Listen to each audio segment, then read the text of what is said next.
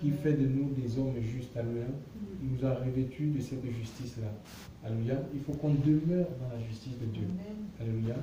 Et Dieu va prendre, c'est un Père, il va prendre soin de nous. David, c'est fort. Hein? Je n'ai jamais vu le juste abandonner sa postérité mendiant son pain. Alléluia. Donc le pain aussi, c'est la parole de Dieu, c'est pas que le pain physique. Alléluia. Naturellement, c'est aussi la parole du Seigneur parce qu'elle est consistante. Alléluia. Elle nous nourrit. Si on prêche, si on accepte la vraie parole de Dieu, elle nous rassasie en fait. On ne sera pas des gens qui sont en train de courir de séminaire en séminaire pour chercher je ne sais quelle solution. On va comprendre le plan de Dieu pour notre vie. Je vous assure, nous n'avons besoin de rien d'autre. Le Seigneur nous l'avait dit un jour. Il dit, vous n'avez pas besoin de... Pendant qu'on priait, hein, il dit, vous n'avez pas besoin de l'or, vous n'avez pas besoin de l'argent. Vous avez besoin de ma parole. Je veux m'établir. Le Seigneur nous disait, je veux m'établir en vous. Ça s'adressait à Françoise Amand. Je veux, moi Dieu, je veux m'établir, je vais établir ma parole. Imagine quand quelqu'un établit quelque chose, ça veut dire que cette chose est en toi. Ça contrôle ta vie en fait. Je veux établir ma parole en vous. Alléluia. Parce que le monde dans lequel vous vivez est tellement rude. Il y a beaucoup de méchanceté. Chers frères et sœurs, les gens se font avoir facilement. Mais si on n'est pas, la parole de Dieu nous rend consistant. Alléluia.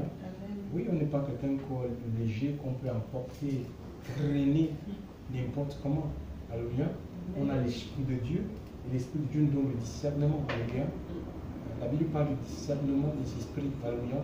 Ça veut dire les oreilles.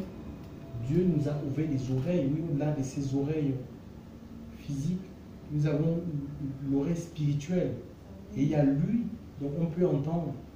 Et les oreilles discernent les discours. Quand quelqu'un te parle, si ce n'est pas par l'Esprit de Dieu, tu peux savoir que non, il parle de son propre chef. Ou c'est un autre esprit qui anime cet homme. Alléluia. Mes brebis entendent ma voix, dira Jésus, et elles me suivent. Elles ne suivront pas les mercenaires. Alléluia. Elles suivent la voie du berger, le bon berger Jésus. Alléluia. Oui, il est le bon berger, pas seulement parce qu'il nous conduit dans les pâturages verts, mais parce que lui, il ne peut pas nous abandonner. Quand le loup ravisseur va venir, il ne nous abandonne pas, il va nous protéger. Il t'a donné sa vie et il a donné sa vie. Alléluia. Il a donné sa vie pour que nos vies soient épargnées devant Dieu. Alléluia. Pour nous épargner le lac de feu. Il a donné sa vie. Et le lac de feu, c'est une réalité, mes amis. Ce n'est pas un jeu. Nous devons y réfléchir. Alléluia. La vie, ça ne se limite pas que sur cette terre, là où on est. Nous ne sommes pas faits, c'est la vie physique. Mais nous avons l'esprit, nous avons un esprit en nous. Et l'esprit est immortel. L'esprit est immatériel. C'est pourquoi la Bible parle des tourments éternels. L'esprit va vivre, va comparer devant le Seigneur. Et la façon dont nous avons vécu sur la terre, nous serons jugés en fonction de comment nous avons vécu, comment nous sommes comportés vis-à-vis de la parole de Dieu. Chers frères et sœurs dans le Seigneur. Oh Jésus. Il est grand, il est merveilleux, il est puissant. Nous allons ouvrir la Bible dans le livre de 2 Corinthiens. 2 Corinthiens chapitre 8.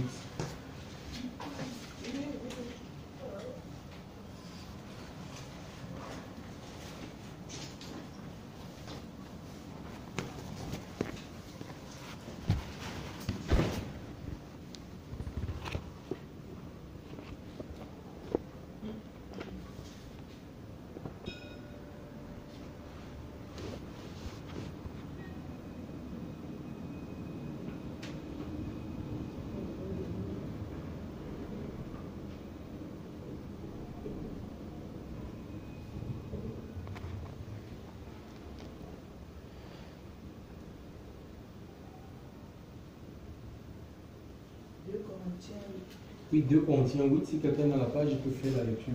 2 Corinthiens 8, le verset 1 à 5. 2 Corinthiens 8, versets 1 à 5. On lit pour tout le monde. Hein.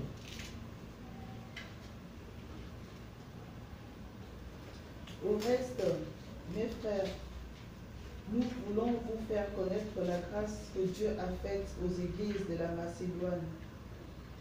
C'est qu'au milieu de leur grande épreuve de tribulation, leur joie débordante et leur profonde pauvreté ont fait abonder les richesses de leur prompte libéralité.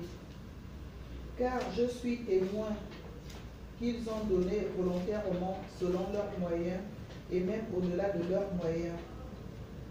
Nous pressons avec de grandes prières de recevoir la grâce et de prendre part à cette contribution en faveur des saints. Et ils n'ont pas fait seulement comme nous l'espérions, mais ils se sont donnés premièrement eux-mêmes au Seigneur et puis à nous par la volonté de Dieu. Amen. Amen. Donc ici, Corinthiens, c'est une ville dans l'Asie mineure. Alléluia. Amen. Je parle de la Turquie, c'est l'actuelle Turquie. Hein. La ville de Corinthe se trouvait dans cette partie-là. Et Paul, c'était un apôtre. Un apôtre, c'était un envoyé. Nous connaissons, pour ceux qui ne connaissent pas l'histoire de l'apôtre Paul, c'était d'abord un persécuteur, il était un religieux. Donc il n'était pas né de nouveau. Il n'avait pas l'esprit. Et il combattait les gens qui avaient l'esprit de Dieu. Donc parce que le message qui était prêché par ceux qui avaient l'esprit de Dieu était contraire aux traditions de ses pères, ce qu'il avait appris. Tu vois, lui il suivait les traditions juives. Donc, et Dieu va se révéler à lui sur le chemin de Damas. Il va voir, n'est-ce pas, cette grande lumière qui le rendra aveugle. Et là, il va crier même en disant, c'est le Seigneur qui va lui dire, Saul, pourquoi me persécutes-tu? Il va dire, qui es-tu? Seigneur, je suis Jésus, que tu persécutes. Mais Jésus était déjà parti, n'est-ce pas? Après la Pentecôte, Jésus était déjà parti, parce qu'il a fait 40 jours quand il est ressuscité. 40 jours et 10 jours après, c'était la fête de la Pentecôte. La fête de la Pentecôte, ce n'est pas la fête de... C'est pas comme on le décrit aujourd'hui, que c'est la fête de l'effusion, c'est la descente du Saint-Esprit. Non, c'est une fête qui commémorait le don de loi. La loi, donc, elle a existé bien avant qu'il y ait effusion du Saint-Esprit. C'était le jour de Pentecôte. Donc il y avait cette fête-là, 50 jours après la Pâque, et on célébrait cette loi, la loi qui avait été donnée à Moïse. Et c'est le jour-là que l'Esprit de Dieu est descendu, parce que l'homme lui-même ne peut pas mettre en pratique la parole de Dieu. Ce qui est né de la chair est chair, ce qui est né de la chair ne peut produire que les œuvres de la chair. Ce qui est né de la chair ne peut être attiré que par la chair. Et la Bible nous dit, dans Romains chapitre 8, que celui qui s'affectionne aux choses de la chair... Attends, je le lis, c'est Romains. On laisse l'Esprit de Dieu nous conduire, les amis. Romains chapitre 8. Romains 8. Romains 8. Oui.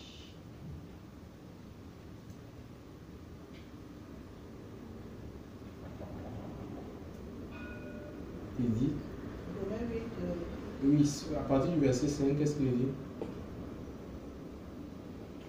Romains chapitre 8, verset 5. Car ceux qui vivent selon la chair s'affectionnent aux choses de la chair, et ceux qui vivent selon l'esprit s'affectionnent aux choses de l'esprit.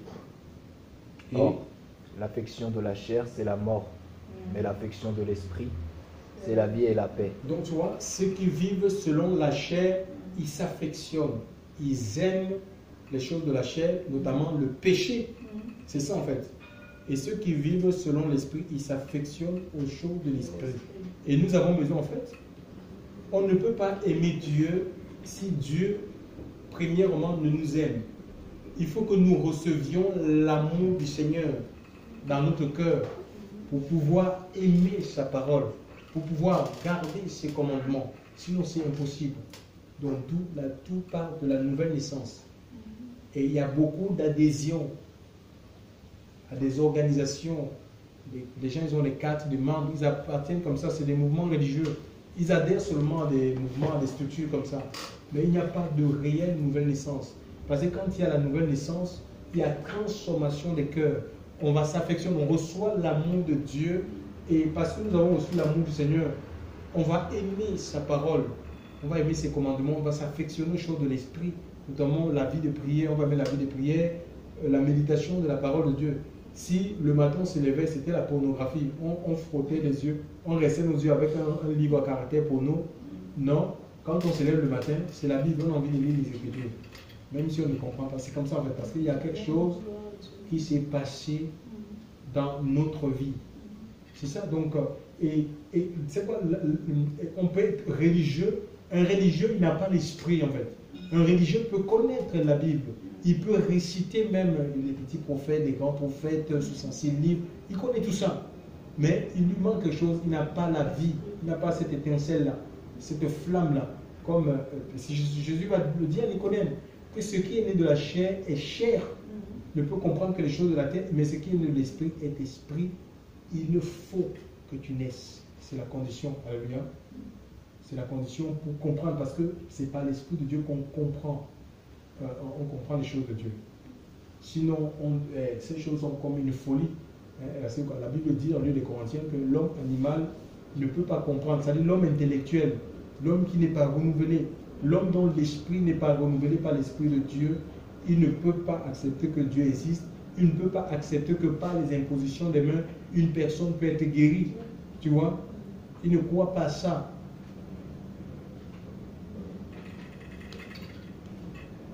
Donc je disais, l'apôtre Paul était un persécuteur, et Dieu dans sa grâce, c'était un meurtrier, chers frères et sœurs. Et le Seigneur va user de compassion pour lui, parce qu'il est mort pour tout le monde. Il a donné sa vie sur le bois de la croix. Ce qu'il veut, peu importe notre passé, même s'il est lourd, il est pesant, alléluia, on peut s'alléger. Venant au Seigneur, il nous allège en fait. Il nous allège. Donc il nous accepte. Et cet homme, nous voyons titubant, parce qu'il nous voyait qu'on l'a conduit dans une maison. C'est un Judas, il a fait 3 jours comme ça, il ne mangeait même pas. Il ne voyait rien. Et Dieu va se révéler à Ananias, c'était un disciple dans la ville de Damas, en lui disant que va dans la rue qu'on appelle à droite. Or, mes amis, ça existe. Écoute, c'était ça, on vit le mouvement de l'esprit. C'est ça qu'on parle, les actes des apôtres. En fait, ce sont les actes du Saint-Esprit. Tu vois? Et on voit, c'est l'Esprit de Dieu qui a l'œuvre. On voit comment l'Esprit de Dieu structure l'Église, établit les gens. Il dit, mettez-moi à part telle personne. L'Esprit de Dieu parle. L'esprit de prophétie, c'est le témoignage de Jésus. Aujourd'hui, on choisit les gens par affinité, parce que c'est des organisations humaines. Pourquoi? Parce qu'il n'y a pas le Saint-Esprit. Où on compte sur des... On va donner les gens qui sont riches, on va leur faire des places dans une église, en fait. Donc on crée des castes. Ceux qui sont riches, ils sont assis sur les Louis XIV, Louis XVI. Parce qu'on les appelle les membres, ceux qui financent. Et le reste du peuple, ceux qui sont coplan. Les petites mères. Je vais t'aider un peu. Ils sont assis sur des trucs en plastique, en chaise, en bambou, sur des bancs. Même si tu as 70 ans. Ça sont les églises de Satan. Hein. Ce n'est pas l'église du Seigneur. Parce que dans l'église du Seigneur, c'est le royaume. Le royaume, c'est la justice. Hein, ce n'est pas une pyramide où on a un chef qui est assis sur des degrés, 13 degrés. Donc, pour aller le rencontrer, pour aller voir, là, il faut que tu t'agenouilles comme ça. Devant le bishop. Non. Où tu demandes l'audience. Ah Seigneur, qu'avons-nous fait de ton église? Et puis on pleure, on voit, il n'y a rien. Les gens sont liés, ils sont enchaînés. Il n'y a rien. Les gens sont obligés. Quelqu'un, on est chrétien de nom. Le jour, on est chrétien. La nuit, on rentre dans la sorcellerie par enchantement. On devient un tigre. On se transforme en tigre. Tu te rends compte? Le jour, on est chrétien. On va chanter Alléluia, Amen, Amen, Alléluia, Amen. Une femme se transforme en homme. La nuit, on se transforme en homme pour aller violer les petites filles dans leur sommeil. C'est grave, hein? Parce qu'il n'y a pas le Saint-Esprit pour dévoiler, pour démasquer les œuvres de sorcellerie dans les églises. C'est un prix à payer, frère. C'est un sacrifice si nous voulons marcher dans les traces de ceux qui nous ont précédés dans la foi. On peut vivre la Pentecôte aujourd'hui. Pourquoi? Parce que Jésus n'a pas changé. Ma Bible me dit, Hébreux 13:8, qu'il est le même hier, aujourd'hui, éternellement. Si on plie nos vies, si on aligne nos vies à la volonté du Seigneur, l'esprit qui accompagnait les apôtres, mais cet esprit-là va mouvoir au milieu de nous, chers frères et sœurs. L'esprit de Dieu va mouvoir au milieu de nous. Et ceux qui viendront pour essayer, parce que Satan, c'est... Non, mais il est idiot. Hein? Il n'a pas peur, en fait. Il n'a pas peur de nous. S'il n'a pas peur de Jésus, Jésus était au désert. Il est allé le rencontrer. Mais c'est un fils de Dieu. Chance et puis enfin. Tu vois? Il n'a pas peur. Il est allé devant Dieu pour accuser. Genre, d'où tu viens? Genre, je viens de me promener et puis j'ai vu ton serviteur Job. Est-ce de manière désintéressée qui te sert? Permets que je le touche. Tu verras s'il ne te maudira pas. Vous voyez? Donc, à plus forte raison, nous. Mais il y a des chrétiens qui pensent que non, là où les enfants de Dieu se rassemblent, le diable ne peut pas venir, c'est faux. Ça veut dire que ça démontre ce que Job 2 dit. La Bible dit que lorsque les enfants de Dieu vinrent se présenter devant Dieu, Satan aussi l'esprit. Il peut venir, il peut se matérialiser, il peut prendre la forme de quelqu'un. Il peut se déguiser. Il se déguise en ange de lumière de l'Écriture. Ou il peut rentrer dans le corps d'une personne, comme il est rentré dans le corps de Judas. Si tu ouvres, si tu es un disciple qui ouvre la porte, si tu ouvres, tu ouvres au péché. Donc Satan, c'est un esprit, puisqu'il se nourrit du péché. Il peut rentrer dans ton corps, comme il est rentré. Judas était un voleur. En fait, il volait, il a ouvert la porte par le vol, et le diable s'est servi de ça pour rentrer dans son corps et l'amener à trahir le Seigneur. C'est comme ça, parce que si tu n'ouvres pas la porte, Satan ne peut pas rentrer dans ta vie. C'est impossible. Il ne peut rien, même s'il vient ici, non, il ne peut pas, il va partir.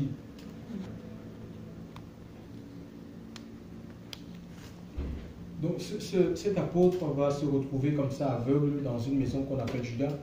Et Dieu va se révéler à Ananias en lui disant, va dans la maison, va dans la rue qu'on appelle à droite. Chez un certain Judas, il y a Paul, Saul, il s'appelait Saul, il sera plus tard appelé Paul. Il t'a vu en vision, priant sur lui. Va prier pour lui, pour qu'il recouvre la vue et qu'il soit rempli de l'esprit. Donc cet homme-là, il a résisté à la voix du Seigneur. Hein. Quand le Seigneur lui a dit, parce que en fait, Ananias connaissait qui était Paul, il avait entendu parler. Donc ce qui faisait qu'il emprisonnait les chrétiens, il disait, mais moi je vais aller rencontrer cet homme. Ce qu'il ne savait pas, il ne savait pas que le Seigneur l'avait brisé pour qu'il avait déjà touché le cœur de Paul. Il ne savait pas. Il a eu peur, oui, parce qu'il ne savait pas. Il connaissait que c'était un persécuteur, en fait. Donc, attends, je vais vous le lire. C'est quand même étonnant. Hein? Il savait que c'était un meurtrier, mais il ne savait pas que Dieu l'avait déjà touché, en fait. Ah, c'est formidable. Donc, il est dit ceci. Acte 9, hein. Acte 9. Donc, on peut lire à partir du verset 11. Et c'est quoi, acte? Acte 9, à partir du verset 10.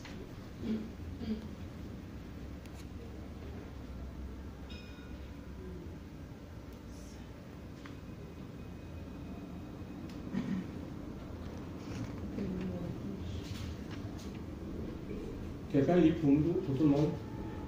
Or, il y avait à Damas un disciple nommé Ananias. Le Seigneur lui dit dans une vision, Ananias, et il répondit, me voici, Seigneur. Et le Seigneur lui dit, lève-toi, va dans la rue appelée la droite et cherche dans la maison de Judas un homme appelé Saul de Tars, car il prie. Or, Saul avait vu en vision un homme appelé Ananias entrant et lui imposant les mains afin qu'il recouvre la vue. Et Ananias répondit, Seigneur, j'ai entendu parler plusieurs fois de cet homme-là et combien de mal il a fait à tes saints à Jérusalem.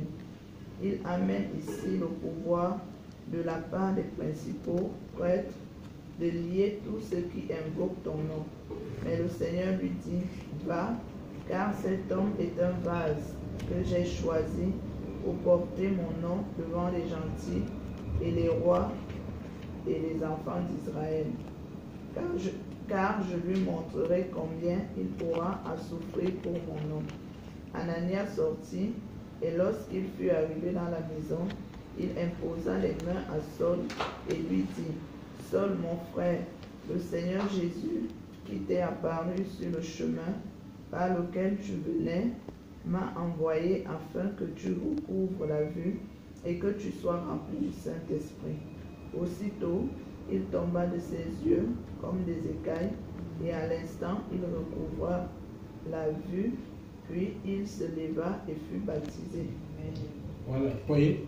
Donc, il a résisté, on voit bien qu'il a résisté. Quand le Seigneur lui a dit, va dans la maison, il dit non, je connais, donc il connaissait le témoignage, mais est-ce qu'il ne savait pas ce que Paul, Jésus l'avait touché, il était préparé pour, voilà, pour rencontrer cet homme.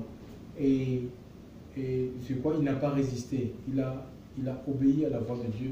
Et je veux quand même souligner que c'est un disciple. Hein. Tu vois, ce n'est pas un ministère avec, non, Ananias, c'était un disciple, donc quelqu'un qui suivait tout simplement le Seigneur.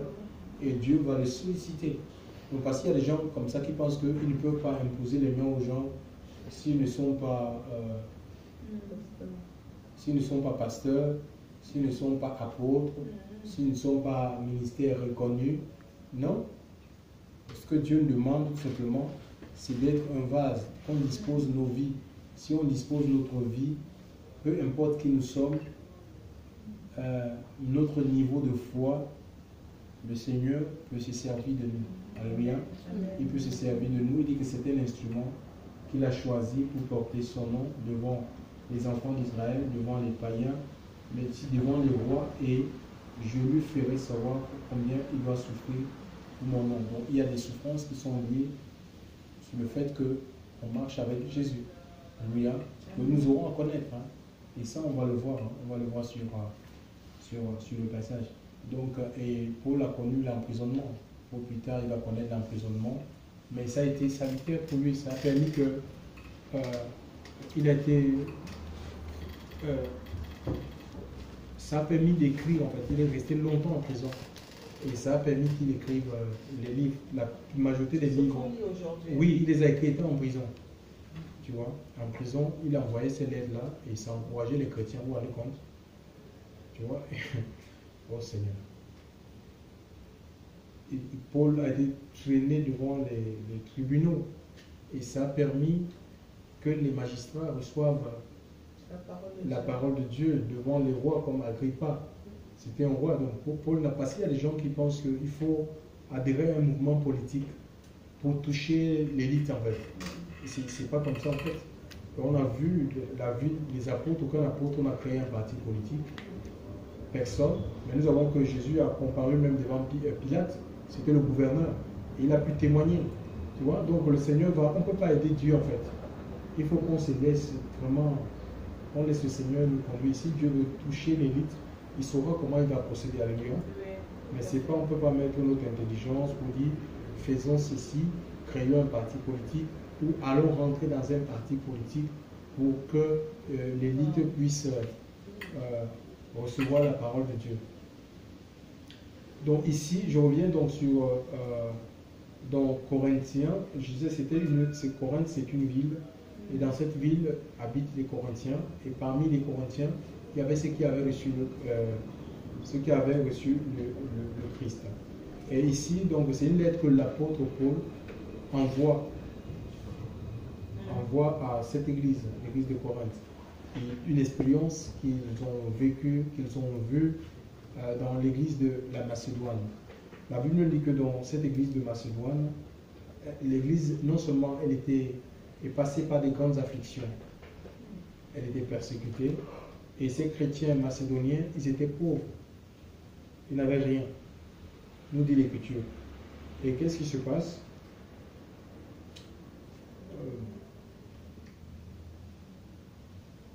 Nous vous faisons connaître, frères, la grâce que Dieu a donnée parmi les assemblées de la Macédoine, dans les grandes détresses qui les ont éprouvées. L'abondance de leur joie et leur profonde pauvreté ont fait abonder la richesse de leur générosité, car dans la mesure de leurs moyens, j'en rends témoignage, et au-delà de leurs moyens spontanément, ils nous ont demandé avec beaucoup d'instance la grâce et la communion de ce service envers les saints. Au-delà de notre espérance, ils se sont donnés eux-mêmes, d'abord au Seigneur, puis à nous par la volonté de Dieu. Vous voyez, cette église-là de Macédoine passait par des situations terribles. Ils étaient pauvres, ils étaient persécutés, mais on voit que ces gens-là, la persécution, c'était comme un tremplin pour expérimenter la joie de Dieu, en fait. La joie du Seigneur, pour abonder dans la générosité, la vie de Dieu, en fait, ce que Dieu nous demande à faire. Aujourd'hui, nous, en fait, on a un souci. Les chrétiens ne veulent pas, ils n'aiment pas souffrir, en fait. Quand il y a des petites persécutions, ils se mettent à l'écart, en fait. Et pourtant, Dieu permet ça pour purifier notre foi. Alléluia.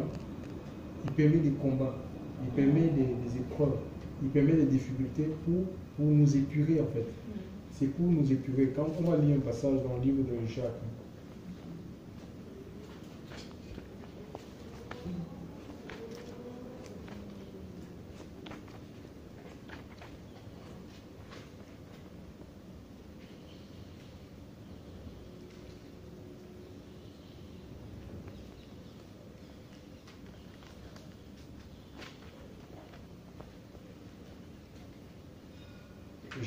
on peut lire Jacques 2, Jacques 1, verset 2.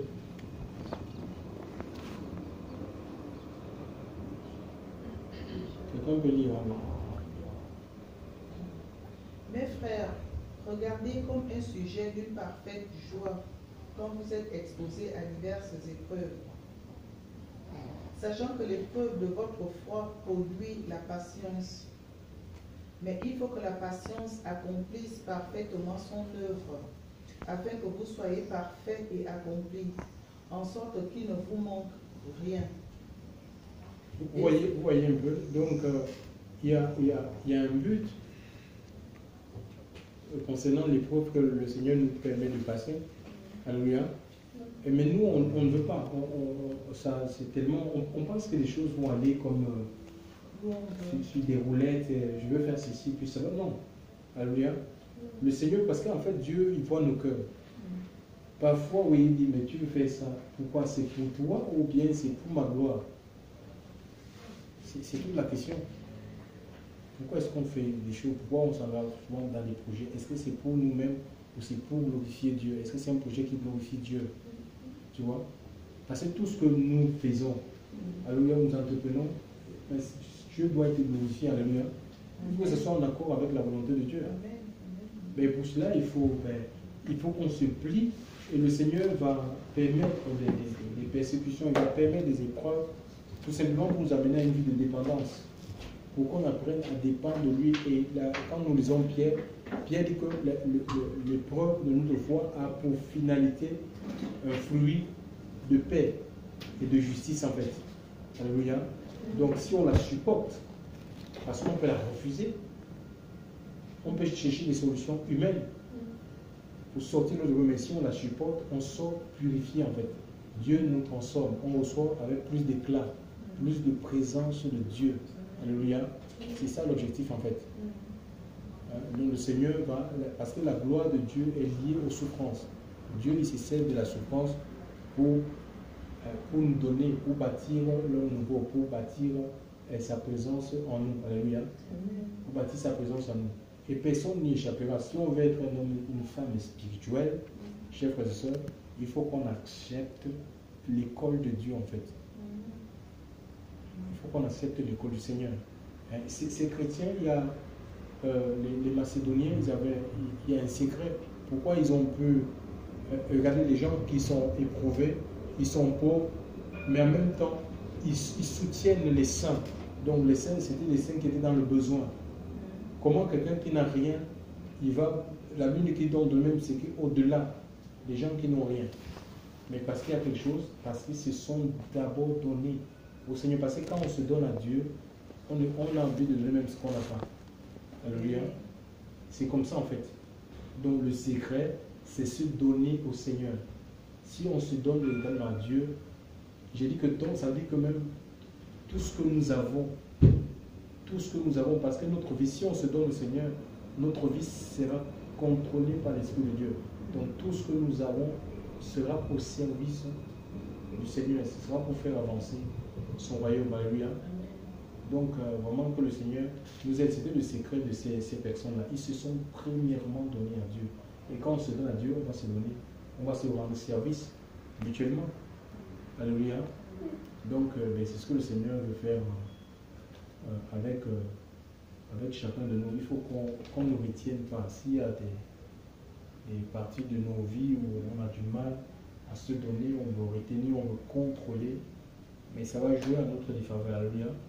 Le Seigneur veut toute notre vie. Il faut réellement qu'on lui donne notre vie. Si on donne notre vie à Dieu, le Seigneur saura comment faire de cette vie. Alléluia. Il en fera un joyau en fait. Dieu en fera un joyau. Alléluia. C'est lui qui bâtit en fait. C'est lui qui bâtit l'homme nouveau. Alléluia.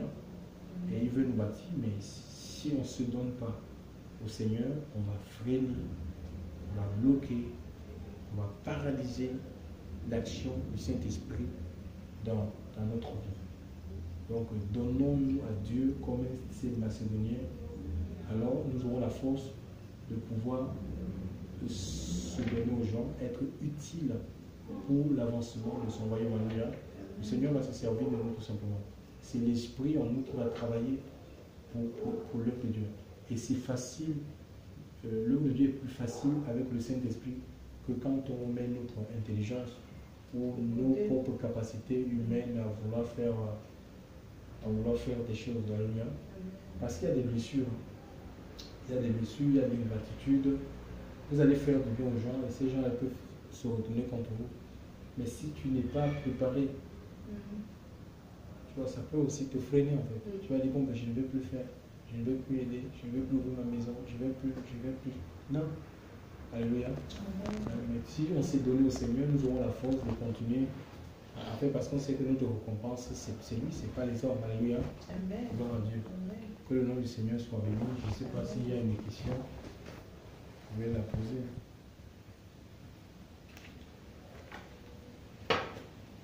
S'il n'y a pas de questions, donc dimanche.